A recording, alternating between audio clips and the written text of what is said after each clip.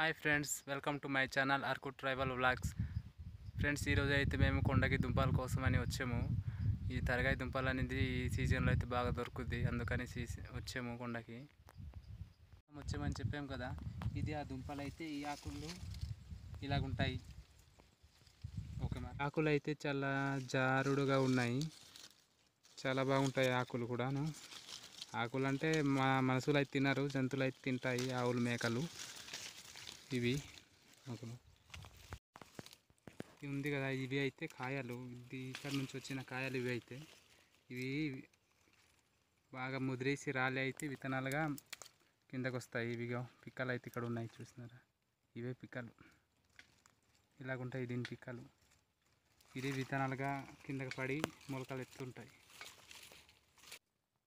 ఈ దుంపల మొదలైతే ఈ విధంగా తీగలాగా అయితే ఉంటాయి. చూడండి, తీగలాగా అయితే కనిపిస్తున్నాయి. ఒకసారి జూమ్ చేసి దగ్గర చూపించు.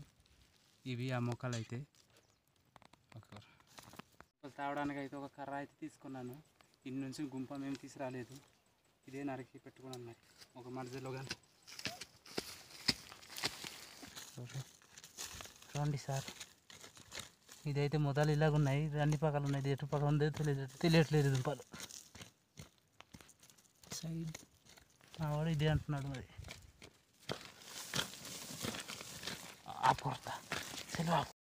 ఈ దుంపలు అయితే అన్ని పక్కల వేర్లు వెళ్ళినట్టు కనిపిస్తుంటుంది. అంటే దుంపలే, కాకపోతే ముందు మొదట్లో వేరులాగా అయితే కనిపిస్తుంటాయి. ఇవి కనిపిస్తుంది కదా, ఇవి ఇవి కూడా దుంపలే, కానీ ఇది వేరులాగా అయితే కనిపిస్తున్నాయి. ఫ్రెండ్స్, ఈ దుంపలు అయితే చిన్నది దొరికింది. ఇదిగో, ఇది ఎంత మొత్తం చిన్నది దొరికింది. అయితే రాయల్ లోపల ఉండిపోవడం అయితే రాయలకి అయితే కిందకి నెట్టుతున్నాము, కానీ అదైతే కిందకి రావట్లేదు. ప్రయత్నిస్తున్నాం. మరి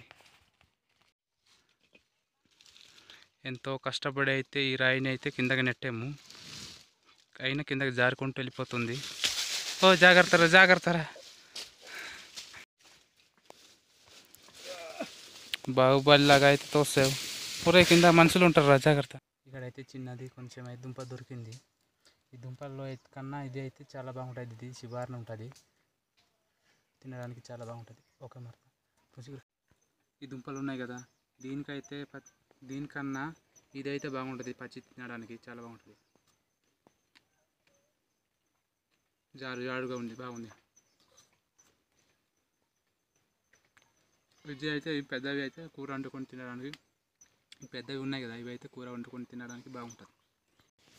మా అన్నగారు అయితే ఒక దుంప తవ్విమంటే తవ్విస్తాననేసి ఇదైతే క్లీన్ చేస్తున్నాడు.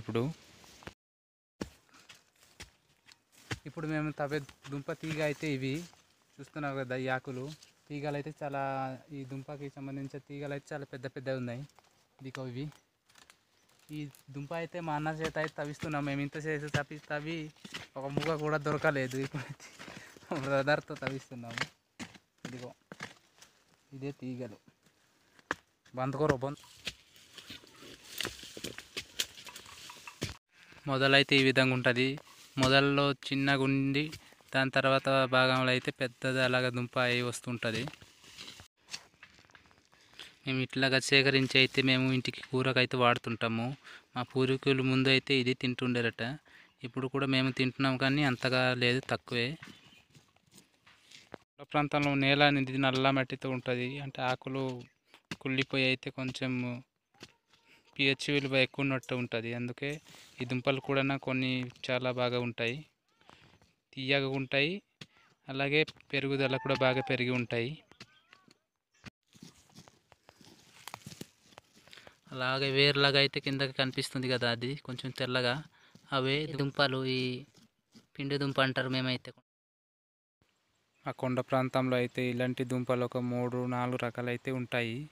ప్రస్తుతానికి అయితే మేము ఒక రకమే చూపిస్తున్నాము. అట్లాగే ఆకుకూరలు కూడా చాలా ఉంటాయి.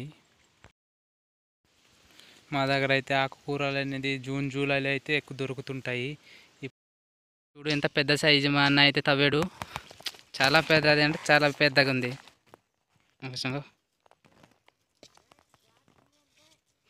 అయితే తీసారు, ఇంకా ఒక ముక్క అయితే లోపల ఉంది, ఇంకా అది దానికోసం అయితే తవ్వుతున్నాము. పెద్ద దుంప ఇది. ఇది అయితే మొదలు భాగం, దాని చివరి భాగం ఇవి. చివరి భాగం అయితే పచ్చిది కూడా తినవచ్చు. డారు ఇది ఇలాగుంది పచ్చిది, అంటే చివరి భాగం ఇది. మొదల భాగం అయితే ఇవి చాలా అంటే చాలా పెద్దది. ఎప్పుడు నేను కూడా ఇంత పెద్ద దుంప అయితే చూడలేదు, ఈసారి ఫస్ట్ టైం అనుకుంటాను. బాగుంది. దుంప కనిపిస్తుంది కదండి, ఈ దుంప అయితే మాకు చాలా అరుదుగా దొరుకుతుంటుంది మా కొండ ప్రాంతంలో అయితే. ఇవి అయితే చాలా పెద్ద సైజు అయితే నాకు అది దొరికాయి ఈరోజు.